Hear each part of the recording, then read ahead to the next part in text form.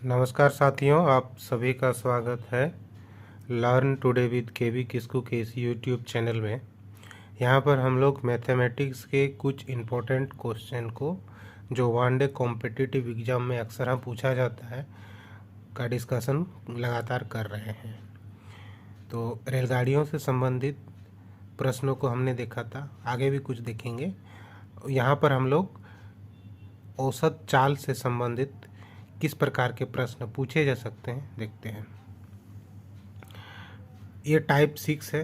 कहता है कि यदि कोई वस्तु असमान चाल x किलोमीटर पर आवर और y किलोमीटर पर आवर से दो समान दूरियों तय किए हों तो कुल दूरी के लिए उसका औसत चाल क्या होगा। तो औसत चाल का उसका फार्मूला हो जाएगा ये वाला 2xy बट्टे x plus y kilometre per hour. ये औसत चाल हो जाएगा। कैसे देखते हैं। मान लो कि यहाँ पर पॉइंट ए है, इधर पॉइंट बी है। कोई यहाँ ये डिफिनिट दूरी है, ये डी डिस्टेंस है, मान लेते हैं डी डिस्टेंस है। जब कोई जाता है इधर से x किलोमीटर प्रति घंटा के हिसाब से, x किलोमीटर प्रति घंटा के हिसाब से, और वापस आता है उसी डिस्टेंस के बराबर तय करती है दूरी, जो कि y किलोमीटर प्रति घंटा हो। तो यहाँ पर हम लोग देख सकते हैं कि दूरी तो समान है दोनों ही स्थिति में, अप्स एंड डाउन में डिस्टेंस क्या है, सेम है। डिस्टेंस कितना है, सेम है, जो कि डी के बराबर है। तो टोटल डिस्टेंस जो हो जाएगा यहाँ पर, टोटल डिस्टेंस जिसको कुल दूरी बोलेंगे, कुल दूरी हो जाएगी डी प्लस डी, आने में डी जाने में डी, तो d plus d equal to 2d। ये हमारा डिस्टेंस हो गया। अब हम देखते हैं यहाँ पर औसत चाल। औसत चाल के लिए फॉर्मूला क्या होता है। औसत चाल एवरेज स्पीड के लिए एक फार्मूला होता है कि टोटल डिस्टेंस बटा total time, total taken time, यही फार्मूला होता है। अब इसमें हम वैल्यू को एक एक करके पुट करते हैं। तो एवरेज स्पीड के लिए क्या, टोटल डिस्टेंस क्या हो जाएगा, D plus D 2d, and total time taken, मान लो कि यहाँ वाला टाइम टेकन है t1 और इधर वाला वापसी में t2 समय लिया है। दो टाइम टेकन है, t1 टाइम इसको जाने में लग रहा है, t2 टाइम उसको वापस आने में लग रहा है। तो ये दो टाइम हो गया। अब यहाँ पर क्या हो जाएगा, t1 प्लस t2। आगे क्या लिख सकते हैं, 2d को एज इट इज रखेंगे। हम लोग क्या जानते हैं कि डिस्टेंस अपॉन स्पीड जो होता है वो टाइम के बराबर होता है। तो डी यहाँ से यहाँ तक का दूरी कितना है, डी है, तो पहला डी हो जाएगा। अपॉन स्पीड, जाने का स्पीड कितना है, x किलोमीटर प्रति घंटा, प्लस दूसरा वाला क्या हो जाएगा, वापसी में वो भी दूरी डी के ही बराबर हो जाएगा, और उसका स्पीड हो जाएगा y किलोमीटर प्रति घंटा। ये हमने देखा। अब क्या कर सकते हैं, 2d को एज इट इज रहने दो, d को कॉमन निकाल लेते हैं। d निकल गया, बचा क्या, 1/x प्लस 1/y। अब इस d से इस d को काट देते हैं। अब आगे जो है ना, एवरेज स्पीड इक्वल टू क्या हो जाएगा, 2 बट्टे यहाँ पर हो जाएगा x प्लस y, यहाँ पर भिन्न जोड़ हो जाएगा। क्या हो जाएगा, भिन्न जोड़ का अप्लाई करेंगे भिन्न जोड़ को, तो फिर हम लोग को ये वाला फार्मूला देखने को मिलेगा ऐसे। तो आगे इसको और सिंप्लीफाई कर देंगे तो हमें देखने को मिलेगा कैसे, एवरेज स्पीड इक्वल टू 2, ये एक्स वाई ऊपर चला जाएगा, बट्टे एक्स प्लस वाई। तो हमने ये वाला डेराइव करके लाया, इतना किलोमीटर प्रति घंटे के हिसाब से इसका औसत चाल हो जाएगा। किसके लिए? इसकी कुल दूरी के लिए। तो यहाँ पर हमको क्या ध्यान देना पड़ा? हमें क्या डिस्टेंस का ज़रूरत पड़ा? डिस्टेंस का एवरेज निकालने में ज़रूरत पड़ा क्या? नहीं पड़ा। इसमें हमको समय का ज़रूरत पड़ा क्या? नहीं पड़ा। साथ ही साथ इसमें डायरेक्शन का ज़रूरत पड़ा क्या? नहीं पड़ा। इन तीनों चीज़ों का ज़रूरत हमको नहीं पड़ता है, केवल और केवल ये इनकी बीच की निश्चित दूरी हमको पता होना चाहिए। और साथ ही साथ निश्चित दूरी नहीं भी दिया हो तो हम लोग निकाल लेंगे, समय नहीं भी दिया हो तो भी हम निकाल सकते हैं। और डायरेक्शन यहाँ पर हम लोग माइंड नहीं करते हैं। इस फार्मूले की मदद से हम लोग एवरेज स्पीड निकालते हैं। अगला हम लोग देखते हैं। उसी प्रकार से अगर दिया हुआ है, ये टाइप 7 है, उसी प्रकार से दिया हुआ है कि यदि कोई वस्तु 3 असमान चाल, ये पहला चाल हो गया x किलोमीटर प्रति घंटा, ये दूसरा चाल हो गया, और ये z किलोमीटर प्रति घंटा, ये तीसरा चाल हो गया। तीन समान दूरियां तय किए हों तो उसकी कुल दूरी के लिए उसका औसत चाल ज्ञात कीजिए। कुल दूरी के लिए, यहाँ पर ध्यान रखना, कुल दूरी के लिए औसत चाल क्या होगा? तो ये वाला फॉर्मूला उसके लिए एप्लीकेबल होगा। चाल बराबर 3xyz बट्टे xy plus yz plus zx। इसके लिए भी वही समान दूरी होता। एक दूरी हो गया, 2 दूरी हो गया, 3 दूरी हो गया, 3 समान दूरी है। यहाँ पर x किलोमीटर प्रति घंटा के हिसाब से चलता है, यहाँ पर y किलोमीटर प्रति घंटा के हिसाब से दौड़ाया है, यहाँ पर z किलोमीटर प्रति घंटा के हिसाब से वो चाल है। कोई भी वस्तु हो सकती है, गाड़ी हो सकती है, बसें हो सकती है, कोई भी वस्तु हो सकती है। तो इनके लिए अलग अलग टाइम होगा। t1 टाइम लेगा, t2 टाइम लेगा, t3 टाइम लेगा। तो यहाँ पर इसका डिस्टेंस तीनों पर बराबर है, समान दूरी तय करती है, इसलिए समान डिस्टेंस होगा।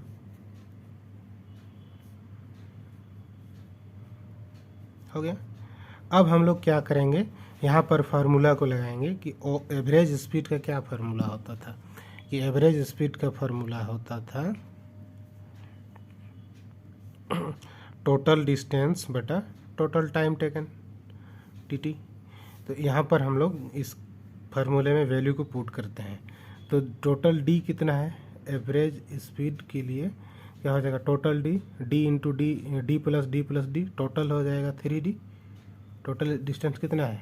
यहाँ से यहाँ तक का डिस्टेंस 3d के बराबर है। तो हम लोग कितना लिखेंगे? 3d।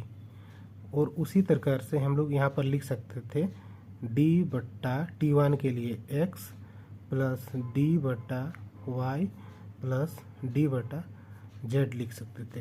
अगेन हम लोग क्या करेंगे? 3d को एज इट इज रहने देंगे और यहाँ पर d को कॉमन निकाल के हो जाएगा 1/x plus 1/y plus 1/z। ये वाला आ जाता है, डी कैंसिल हो जाएगा। यहाँ पर इस पूरे टर्म में हम लोग क्या देखते हैं? भिन्न जोड़ करेंगे, भिन्न जोड़ कर देते हैं तो हमारा एवरेज स्पीड जो हो जाएगा पूरी चाल के लिए 3 हो जाएगा बट्टे x y plus yz plus zx बट्टे xyz हो जाएगा। तो आगे हम लोग इसको सजा के लिख देंगे 3xyz बट्टे xy plus yz plus zx। ये इनका फार्मूला हो जाएगा, इतना किलोमीटर पर आवर। एक और चीज़ हम लोग यहाँ पर से देख सकते हैं। क्या देख सकते हैं कि अगर हमने देखा कि एवरेज स्पीड यहाँ पर दिया हुआ है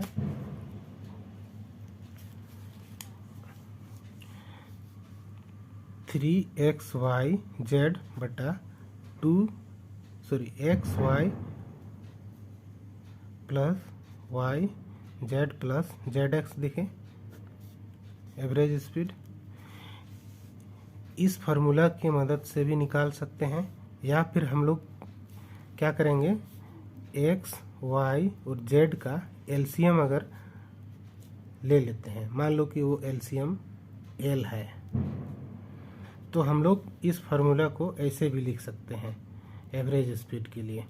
क्या हो जाएगा, 3 इंटू जो भी एलसीएम होगा, एलसीएम ही लिख देता हूँ, बटा क्या हो जाएगा, LCM upon x LCM upon y plus LCM upon Z.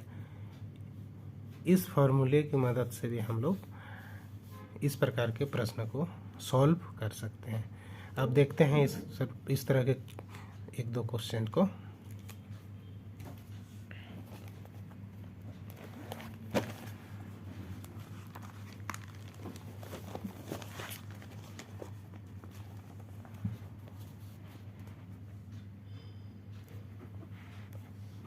देखते हैं, यहाँ पर दिया हुआ है, यदि कोई बस 60 किलोमीटर की चाल से पटना से रांची जाती है और 40 किलोमीटर की चाल से वापस पटना लौट आती है, तो कुल दूरी के लिए उसकी औसत चाल क्या है। तो यहाँ पर पटना और इधर रांची, जो भी डिस्टेंस होगा वो तो फिक्स होगा, जाती है फिर आती है। जाने के समय उसको 60 किलोमीटर पर आवर है और वापसी के समय 40 किलोमीटर प्रति घंटा है। इसको मान लेते हैं x, इसको मान लेते हैं y। अब फॉर्मूला में इसको पुट कर देते हैं। एवरेज स्पीड के लिए फॉर्मूला हमने देखा था 2xy open x plus Y. तो यहाँ पर फॉर्मूला रख देंगे, 2 इंटू एक्स कितना है 60, y कितना है 40 और x प्लस वाई 60 प्लस 40। तो अब पूरा कर देंगे, 2 इंटू 60 इंटू 40 अपन 100, ये कट जाएगा पूरा। तो हमारे पास क्या बचा, 2 छक 12, 12 चौका 48 किलोमीटर प्रति घंटा। यानी कि ये पूरी दूरी के लिए, पूरा दूरी के लिए यहाँ से लेकर के पटना से लेकर के रांची, फिर रांची से वापस पटना, ये पूरा दूरी जो भी होगा उसके लिए एवरेज स्पीड जो हो जाएगा वो 48 किलोमीटर पर आवर हो जाएगा। इस फार्मूले की मदद से हम इसको आसानी से बहुत कम समय में बना सकते हैं। अगला क्वेश्चन क्या कहता है, अगला क्वेश्चन ये है, अगला क्वेश्चन कहता है कि यदि कोई साइकिल सवार 3 असमान चाल से 3 दूरी तय करती है। ये पहला दूरी हो गया, दूसरा दूरी 15 किलोमीटर प्रति घंटा, तीसरा चाल है 12 किलोमीटर प्रति घंटा। 3 चाल हो गया, पहला चाल 10 किलोमीटर प्रति घंटा, दूसरा चाल 15 किलोमीटर प्रति घंटा, तीसरा चाल है 12 किलोमीटर प्रति घंटा। लेकिन एक स्पेशल चीज़ क्या है कि यहाँ पर ये तीनों दूरी जो है ना वो समान है, तीनों समान दूरियों को तय किए हो। तो तय किए गए कुल दूरी के लिए उसका चाल क्या है, उसका चाल क्या मतलब औसत चाल, औसत चाल। तो एवरेज स्पीड के लिए यहाँ पर हमने क्या फार्मूला देखा था, एक फार्मूला तो हमने देखा था 3xyz open xy plus yz plus zx, ये फार्मूला था। इस फार्मूला में रख देते हैं 3 इंटू 10 इंटू 15 इंटू 12। इसको हम x मान लिए, y मान लिए, z मान लिए। अब इसको करते हैं, 3x कितना है 10 into y 15 plus 15 into 12 plus 12 into 10, यही होगा। अब क्या हो जाता है, ऊपर को वैसे ही रहने दो, 10 15 इंटू 12, नीचे क्या हो जाएगा 150 प्लस 12 5 60, 6 12 6 18 180 और इधर हो जाएगा 120। अब टोटल कितना हो रहा है, रहने दो, 3 इंटू 10 इंटू 15 इंटू 12, नीचे हो जाएगा 0 0 0 0 2 8 10 एंड 5 15 और हाथ में रहा 1 1 2 3 1 4। इस जीरो से इस जीरो को उड़ा दो, 15 एकम 15 15 तिया 45, इस 15 तिया 45 और इस 3 से इस 3 को उड़ा देते हैं तो क्या हो जाता है 12। तो इसका आंसर हो जाएगा 12 किलोमीटर प्रति घंटा। एक अगला क्वेश्चन देख लेते हैं, उससे पहले इस टाइप को देख लेते हैं। इसमें क्या है कि यदि कोई वस्तु t घंटे में x किलोमीटर प्रति घंटा की गति से एक निश्चित दूरी को जाती है और y किलोमीटर प्रति घंटा से वो वापस आती हो, इससे हमने इसी फार्मूले से हम लोगों ने क्या देखा था, औसत दूरी हमने देखा था। तो औसत दूरी जब औसत चाल देखा था, तो औसत चाल हमने क्या देखा था, औसत चाल बराबर क्या देखा था 2xy upon x plus y, ये देखा था। तो इसमें अगर हम समय मल्टीप्लाई कर देते हैं, ये टाइम मल्टीप्लाई कर देते हैं तो क्या हो जाता है, ये बाद में हमारा कुल दूरी के बराबर हो जाएगा। क्या हो जाएगा, कुल दूरी। और कुल दूरी आधा दूरी जो होगा वो निश्चित दूरी होगा, वह निश्चित दूरी तय करती है ना। तो एक निश्चित दूरी कोई भी तय करती हो तो इस निश्चित दूरी जो होगा वो आधा दूरी के बराबर होगा। यानी कि इस फॉर्मूला में अगर इसको 1/2 कर देंगे तो ये 2 से ये 2 कट जाता, फिर हमारे पास ये वो निश्चित दूरी जो आ जाता ये वाला आ जाता xy upon x plus y into t, kilometre, इतना किलोमीटर। इसको भी ध्यान में रखेंगे, यहाँ से प्रश्न पूछा जा सकता है। एक क्वेश्चन को कर लेते हैं। यहाँ पर हमको क्या दिया हुआ है, एक स्कूटर चालक, कोई भी हो सकता है, आप भी हो सकते हो, आप अगर स्कूटर चलाते हैं तो किसी दूरी को 10 घंटे में तय करता है। यदि आधी दूरी को वो क्या करता है 21 किलोमीटर में तय कर लेता है और शेष दूरी को 24 किलोमीटर प्रति घंटा की रफ्तार से तय करता है। पहला आधा दूरी 21 किलोमीटर प्रति घंटा से, तो आधा दूरी जब तय करता है पहला, तो शेष दूरी भी आधा ही होगा, तो एक निश्चित दूरी होगा। तो इसलिए जो है ना यहाँ पर कुल दूरी का फॉर्मूला हो जाता 2xy upon x plus y into t. तो यहाँ से फार्मूला से हमको क्या मिल जाता, 2 गुना 21 गुना 24/21 जोड़ हो जाता 24 इंटू 10। अब आगे इसको सॉल्व कर लेते हैं।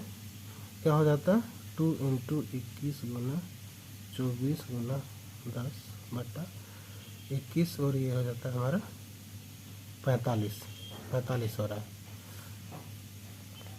3 8 24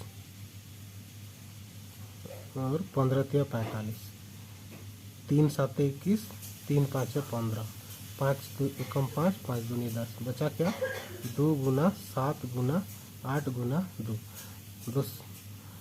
2 गुना 2 7 14, 14 दूना 42 और 42 गुना 8 जो भी होगा, 8 दूना 16 के 6, हाथ में रहा 1, 8 चौका 32 से 33। तो कुल दूरी हो जाएगा 336 किलोमीटर।